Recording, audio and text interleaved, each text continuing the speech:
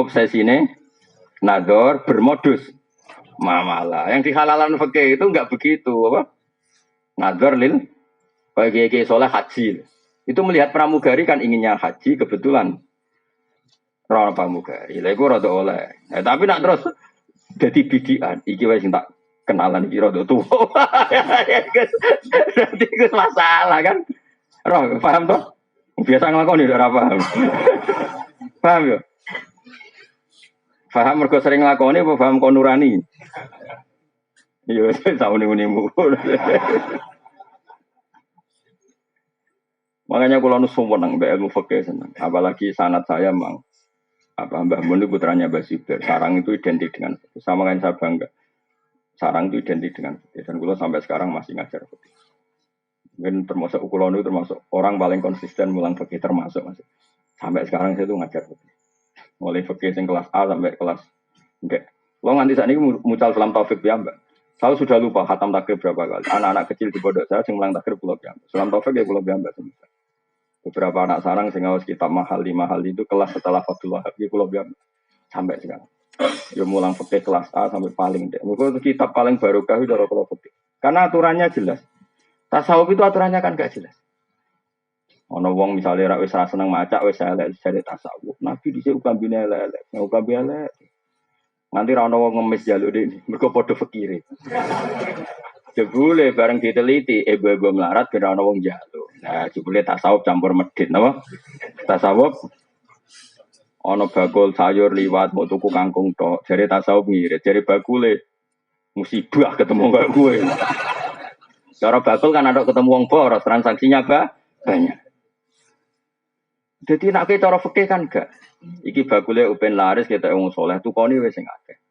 Anak yo makmur, pembantu makmur. Bakule yo tapi kue dia nak tasawuf kue dia mangane sidik. Jadi transaksi ini akeh kene omah mangane sidik. Wah iku pangeran ngapresiasi tenan.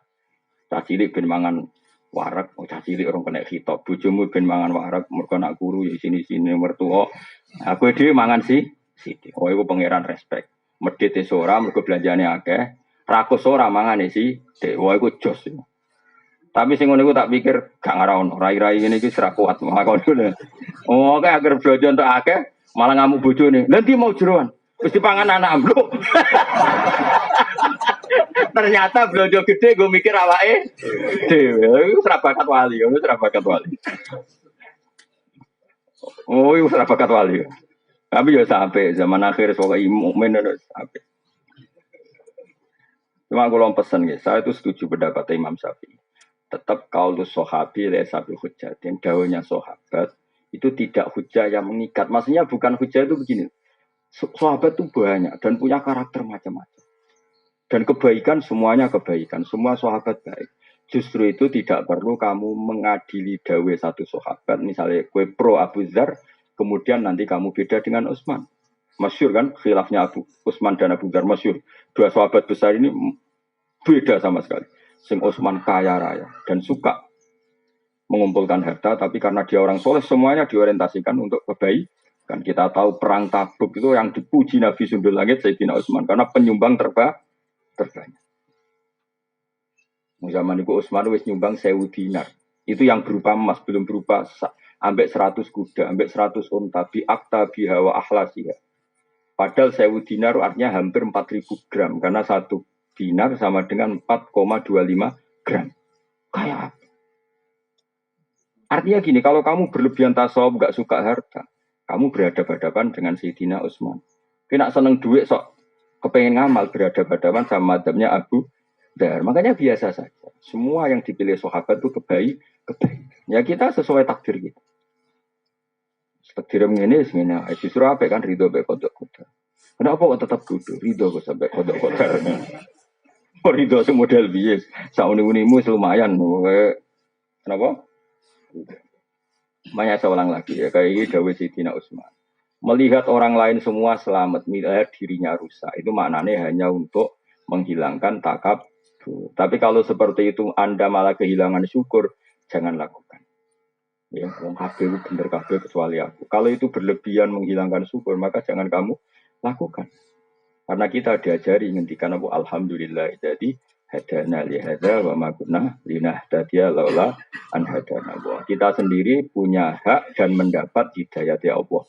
Kenapa kita menafikan hidayatnya Allah pada diri kita, sementara kita meyakini hidayat itu pada orang lain. Akhirnya kan ngilangi syukur. Karena kan wong tasawuf sing berhubung liya Gus selamat kabeh kecuali kula. Berarti Allah memberikan pada orang lain keselamatan, pada dia ketidakselamatan. Akhirnya kan hubungannya dengan Allah tidak baik. Seakan-akan Allah merhatikan orang lain, tidak merhatikan dia. Paham ya?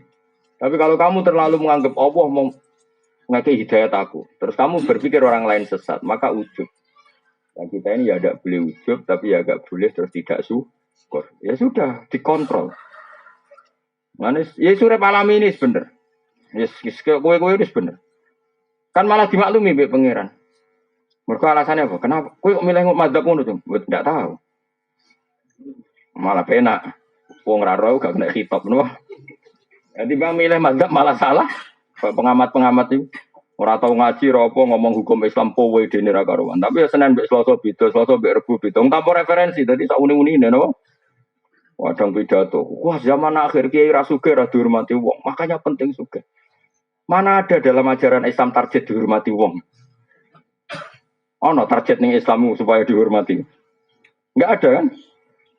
Gua omongan ngelantur. Besok enak ngomong. Wes puen ada tuh melarat bebas hisap. Memangnya mau melarat itu ora di duit dok. Kadang ora di duit tapi ngerasani terus. Waduh ae bek napa hisap. Memang samu hisap mau perkara donya tok, perkara hasil yo si hisap, perkara gremeng yo di hisap. Nek ora tau ngaji dadi nek omong sak uni-uni. Tapi kalau kita tahu ngaji kan gitu, wong sugih dihisap dunyane. Wong melarat dihisap cangkeme, kadang men ngrasani. Iya kan?